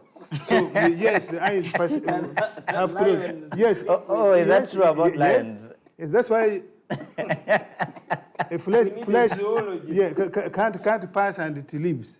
So we shall. That's what we are. We shall give them the benefit of the doubt that they will want to do constructive engagement. That's what really we would appeal to them. Constructive engagement with the NRM, the dominant force for now. If they do so, we shall give them the olive branch. We shall work very well. Because no position, at least in NRM, no position is permanent. Today you are in the NOP, today you're in the FDC. The good works of the NRM will eventually bring some of them. You have seen how... Like the bad works of NRM. You have seen how we moved with many Kibazanga, Honorable Kibazanga. You have seen how we moved with the Honorable Beatrice Anywa and many, many, many other people. The MP5, Banadatiku. Outgoing. And so you have seen my student, Honorable Florence Nachiwana. She was in DP. She's doing work with us. She's now NRM. And many, many other people. So we shall give them the benefit of the doubt. Where they seek our guidance, where they seek our support, we shall do so in good faith. Because when we have a good opposition, especially of young people, there is better hope for the country, like Honorable Mawa said. We hope they're not going to be like the outgone leading opposition party. That even when you call them for the meeting, they say we can't come to the meeting except if you are discussing Museveni's departure. Now, I mean, you kill even the possibility of meeting. We hope they will not have that attitude that they can't do business with the NRM, because for now, NRM is not only strong and credible in parliament, NRM is strong in all the levers of government and in the country. All right. And when you look at this election, NRM has even expanded the territory. Achol, which had never voted, Lango, which had never voted, has come on the fold. Buganda, which has voted differently, we pretty understand the reason for the dejection, the reason for which we are going to work on. And so the NRM, with all this young recruitment, is actually going to be here for quite a long time. Like what Obama Mbabazi said some time back. In his first life? Yes, he said the minimum we are giving NRM being elected is at least 50 years.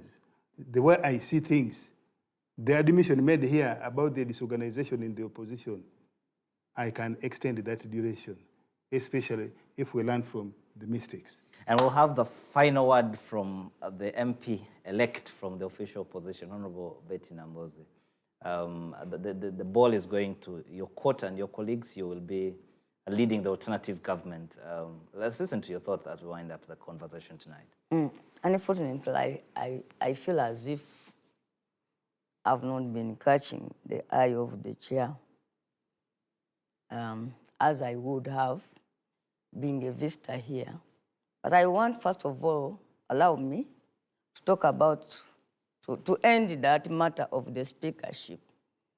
If there is any confusion about this, it is from NRM, where we have had 2 adults, both leaders of parliament, and, quarreling in the streets of Kampala, taking advantage of the young people. Is that in the literal sense, quarreling on the streets of Kampala?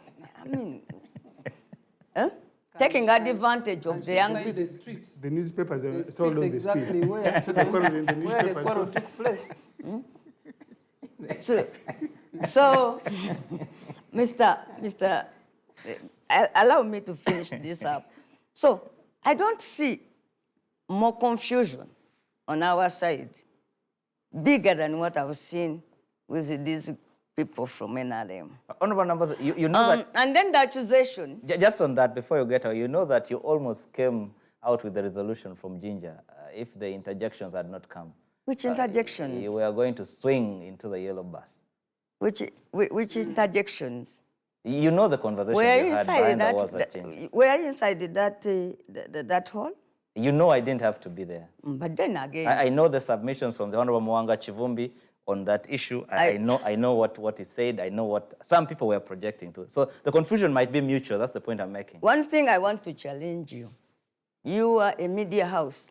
Bring that story out and report it the way you have been saying that, these people were almost declaring that we are going to support this NRM candidate until Mwanga Chivumbi came out and Honorable prevailed Nambesha over them. interjected, yes. Now I want to challenge you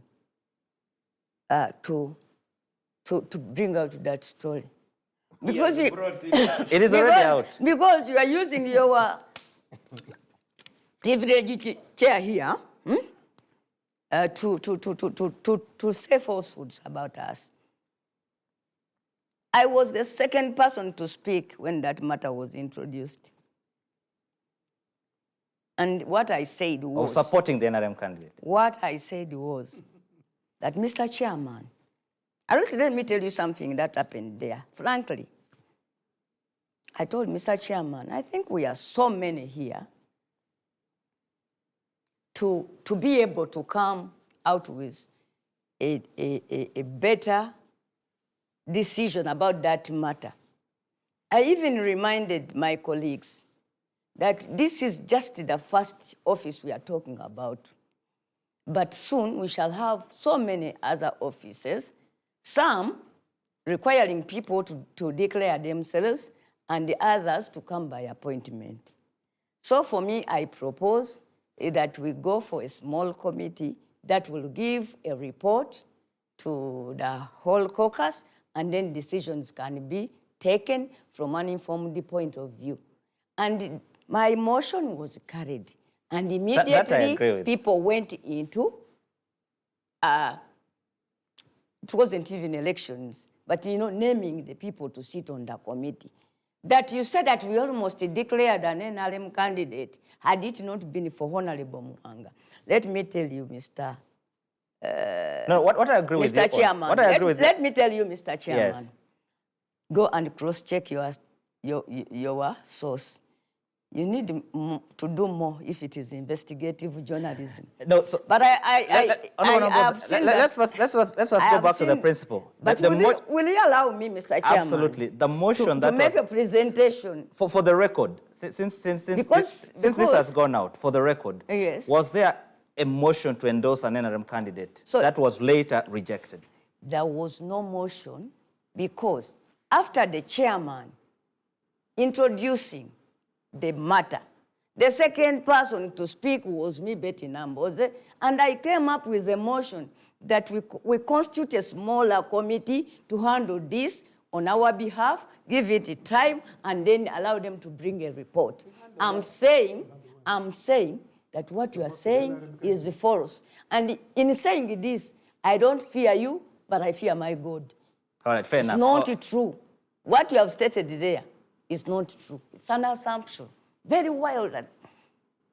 Let me talk about corruption. I've seen here people saying MPs are going down there fitting into suits and, you know, courtesy of candidates. Yes.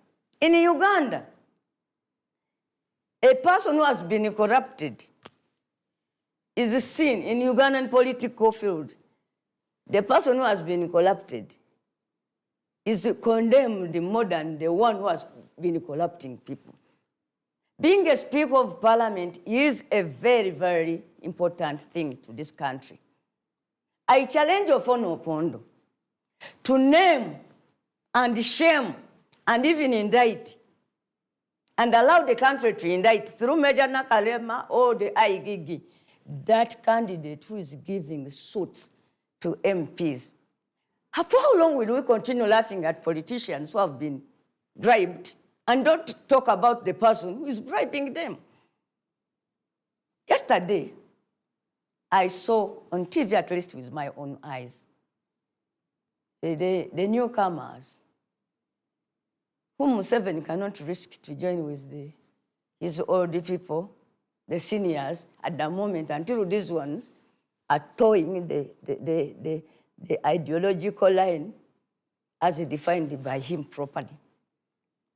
You see, they were invited to veto or to amend or to change. I don't know what exactly they were being invited to do about the budget and the need to cut down on the travel expenses. My God, these people who clapped when Museveni called them clowns, because Museveni said most of the MPs are clowns and they clapped. So I saw them with my own eyes on TV. At least we were able to capture that one instance. And they were in disagreement with their boss about decreasing the money for foreign travels. No. And this is the new breed. We want to say that we are bringing in new people. What you Let me tell you, COVID, but I don't have time. COVID, we need to be winding this up. COVID, my daughter. I can't say that I don't have anything to learn from you. I was there. But I think it is proper when it comes to issues of parliament to allow me to state my case. On particular issue of what happened, what you disagreed with. Okay, you will be invited and tell us because it needs a full program. Final honorable numbers, yes. I need to go. I was talking about corruption, that people are choosing, are making many accusations against the candidates and how they are bribing people. Most probably, those people who are bribing MPs don't include the Maisemuju. COVID has taught us a lesson that we can do work without moving. Yesterday, but one, I was one of the speakers at an international conference on human rights, and I did it from my bedroom. With the internet, you can get to know so many things we go out to benchmark through reading. What stopped these great young men and women who are coming in with a lot of promises to say that most probably, yes, we shall not support a budget that is putting more money on foreign travel?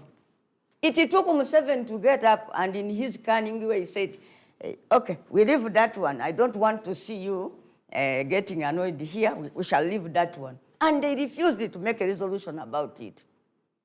Lastly, in the other parliament, the ninth parliament, Honorable Baiga, I'm happy he's back, came up with a private member's bill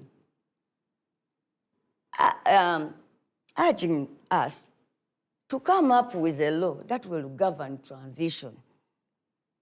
But because he talked about transition, the NRM people led by Honorable Anite, the gatekeeper of Arua, whatever, shut down that bill.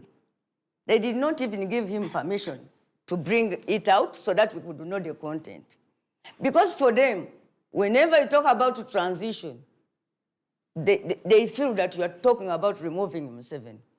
But even moving from Museveni to Museveni, we need a law to guide this country about how to handle ourselves during that period. People who have not been sworn in parliament are being immobilized in meetings, and whoever has his funny things is, reaching out to these newcomers, banks. There is one bank. If you go to it with a gazette and your name is there, they can lend you up to 100 million shillings just for you presenting a gazette. All right. And security. And if we are going to be guided by the law, all of this seemingly, the confusion will not have arisen. And to my people in the opposition, to colleagues in the opposition. Finally. Yes.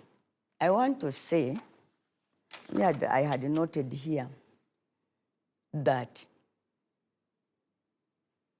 one good thing that came with this election is that we have had a lot of time from the day we are elected and the day we are going to be sworn in.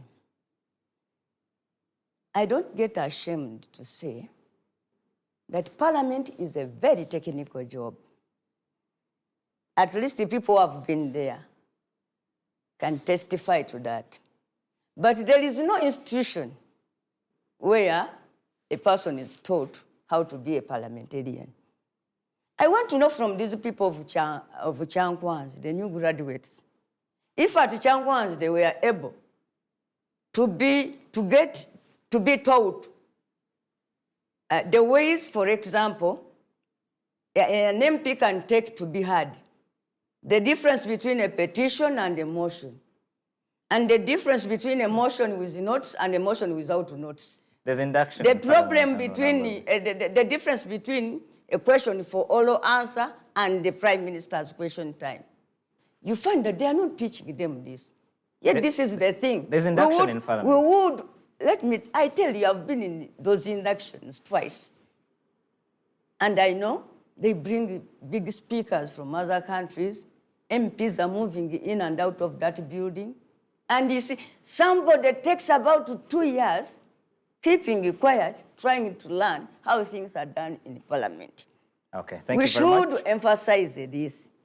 And I want to request colleagues, Honorable Mao, Honorable Amliat, Honorable, the people of Jema, that we have the time, first of all, to agree as opposition on the ideas and the ideals which will form our foundation for supporting a particular policy or opposing it. And I think we are now old enough as opposition to try to do our work better at one of the fronts in Uganda, through which we are trying to fight for democracy. Thank you very much. To my dear daughter, who said that the work of the speaker is to steer through the NRM manifesto, you have really offended democracy even before you are sworn in as a member of parliament. On the parliamentary page, you see, if you go and see the parliamentary website, the duties and functions of a speaker have been laid out properly, and I want to invite her to go and read it. In any case, a person becoming a speaker is supposed to improve him or herself to a position of being a neutral person. But if these people are looking for a speaker who will steer through the NRM manifesto, and some of them are saying that Kadaga has been so bad. They want a person who will help them so much. Last time I lost it. But it's the I same lost, thing happening in I lost opposition. my backbone That's why you're during sitting down to come Kadaga's up with a time. speaker So if that they are can saying champion that they are the going to bring interests. somebody better than Kadaga Thank you very much. in Thank you, mistreating Honorable us, Ibrahim that happening means in we Samunju. shall Thank be you, Lilian losing our Nabe. heads most Thank you, Mr. O. Thank you, Honorable Norbert Mao. And thank you, Honorable Betty Namboze. Thank you very much for sparing time to be out tonight. The Frontline should have ended about 15 minutes ago. We'll be back next week. Of course, we're keeping an eye on the race for speakership, the NRM-SEC, the opposition caucus that the Honorable Namboze calls for. We'll also be looking forward to the swearing in of the president on the 12th of May, and as well as the election of the speaker on the 21st of May. From me and the team, it's a good morning, but we have finally confirmed that Robert Kagolo was shot dead. That's information that we can confirm now. It's reported that he was shot, I think, at his brother's vigil. A double tragedy there. We'll continue keeping tabs on that story, but we can confirm on good authority that the former president of the Uganda Journalists Association has been gunned down. For me and the team, it's a good morning.